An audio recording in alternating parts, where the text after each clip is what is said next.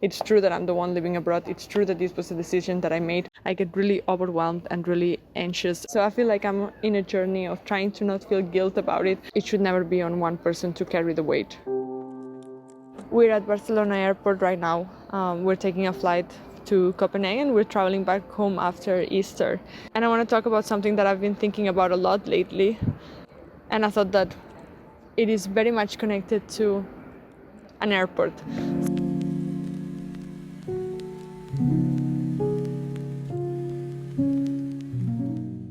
I have been living abroad for 6 years now, and I feel like in some way I have been blaming myself and feeling guilty about it. I feel like I've been constantly trying to prove that I can still be connected to what was my old life in a way, or how my life was before I moved away. But it's been a long time now, and a lot of things have happened that has just led life to be different in so many ways for me and for everyone around me. So it's time to face the truth and realize that it's not the same, and it will not be the same anymore.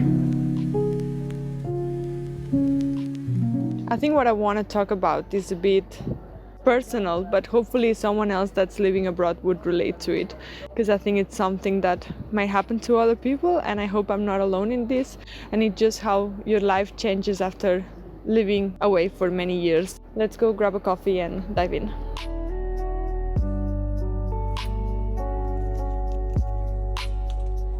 We got a really nice coffee. We're back outside. So I want to talk about three things mainly. One is the fortunate position I'm in. The other one is about the evolution, like how it feels the longer you live abroad. And the third one I want to talk about is about personal relationships, creating new connections, but also maintaining the old ones, if that makes sense. So let's start for the first one. I want to give a bit of context. I've been living abroad for 6 years now. I moved 27th of April 2019, and I moved to London. This is a circle line via Estic a Londres. Porto 3 setmanes aquí. It was supposed to be a 5 months stay, and then I met my boyfriend, and that turned into 6 years now. I spent 3 in the UK, and the last 3 have been in Denmark. And it's crazy to even think that we've been in Denmark for 3 years already. I've been thinking a lot lately on how fortunate I am that I can sustain traveling often. How can I sustain what it feels like living two lives? Even though our base is Copenhagen, we travel a lot, and we can maintain that kind of lifestyle of prioritizing traveling often, basically, and just being connected to family, to friends, also to Morten's family. His family doesn't live in Copenhagen, so it's also a trip. So how fortunate we are that we can, because of money and because of our jobs, lead this kind of life. And with that said, emphasis on the fact that I do feel very fortunate that I can do that. I also have to say that it happens because I make it happen. I think that there's part on how life is treating us, but also part of it is obviously how we decide to live our life, how we decide to spend our money. I see a lot of friends and people I know spending lots of money on going out, eating out. I feel like, for me at least, I decide to save on a lot of those experiences to be able to travel often and create other memories in another way. And I don't mean that we don't do anything, because that's not the case, but it's true that I try to save as much money as possible and prioritize where I spend it. And with that I mean that I can sustain this life because I plan for it, because I spend the money, and traveling is not cheap. I'm not gonna go into it not being sustainable, because of course it's not. And on top of that, like, you need to be able to manage it with work, which sometimes can lead to a lot of stress to make sure that tasks are done before traveling. In my job, like, I do a lot of editing that can be done remote, but I also have a lot of photo shoots, so I need to schedule all of those and all the workload around it. So I make sure that I have enough tasks to do while I'm working remote, and that they will be fine at the office without me. To move on to point number 2, I want to talk a bit about how I feel like things have changed from when I moved away, that was meant to be for 5 months, to how it is now after living away for 6 years. I think I want to give you a bit of context, because I feel like this goes hand in hand with how personal relationships have changed because of it, or as part of it. So let's talk about that while I finish my coffee. I feel like at the beginning it was really easy to stay connected to people and to what, like, things that were going on. And even though I was working full time, 6 a.m. to 2-3 p.m. and then I had classes a few days a week, I was really busy and I had a full schedule to maintain, but I could still manage to get some time here and there. Divendres tarda, acabo de sortir de la feina ara mateix. Vull anar al cine, crec que m'adormiré. And to be honest, at that time I wasn't even able to travel that much. I think I only got holidays twice in that year, or like breaks where I could travel, but I think London is also something that's very appealing, and it was the first time I was living abroad and it was during the summer, so I had a lot of friends coming and visiting me, and also some family, to be honest. My parents and my sister also came to visit.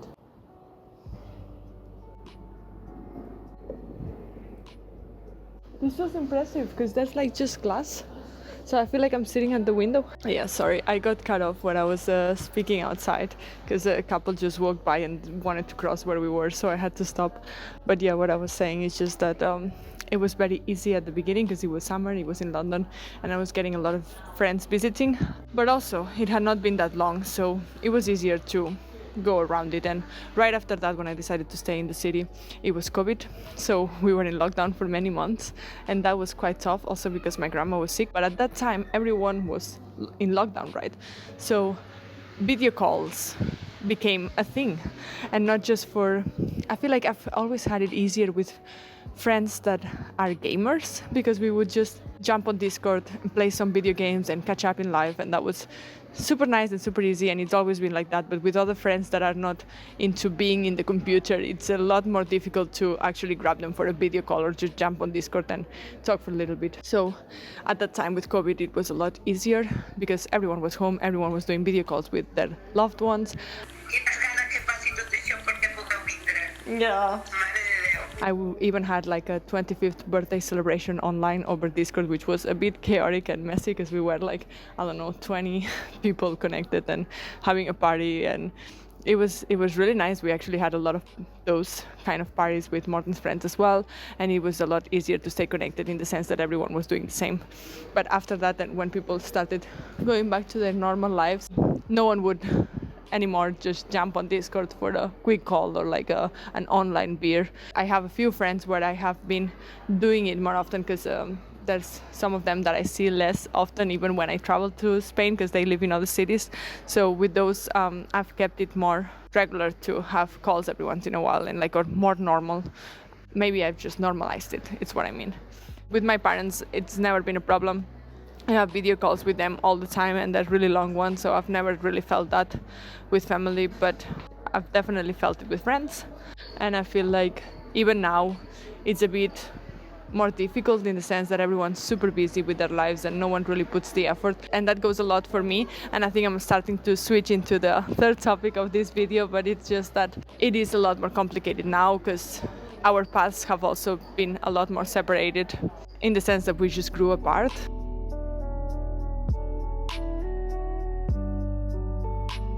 And that's why I also realized that I wanted to try and go visit often. When I started working, it was a bit more difficult. I just got into a corporate job when we moved to Denmark, and it was a bit more like how to plan the holidays and all of that. But now that I've been in the company longer, I have a lot more flexibility to work remote, and I decided last year that I wanted to try and go more often, like every other month, more or less. And I pretty much did that. And it was really nice, but it's true that it's also very exhausting, and that at the same time it goes both ways. And this year I'm gonna also try to manage to go often as well, but maybe prioritize a bit more when it fits for me and not just when it fits other people, in the sense like there's a birthday, there's this event or this other, and do more what I want to do.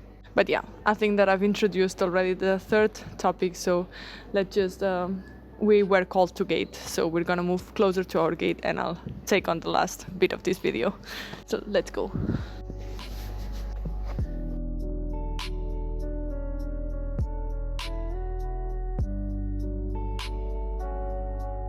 Let's just tackle the last bit real quick because people are starting to board already. But yeah, like I was saying, I think that relationships changed a lot over time with friends and with people I know. When it comes to people that live in Catalonia, I think that I have friends that have also lived abroad, and I feel like you can really tell who can relate to your situation in terms of accommodating you in a way. And also as well, when my boyfriend visits, he doesn't speak Spanish, so that's also like a factor into all of this. But regardless, going back to my personal experience, I feel like some friendships have kind of faded over the years because of me living abroad, and I've always felt very guilty about it, in the sense that it is my fault, I'm the one living abroad, so I need to put the extra effort to be in people's lives.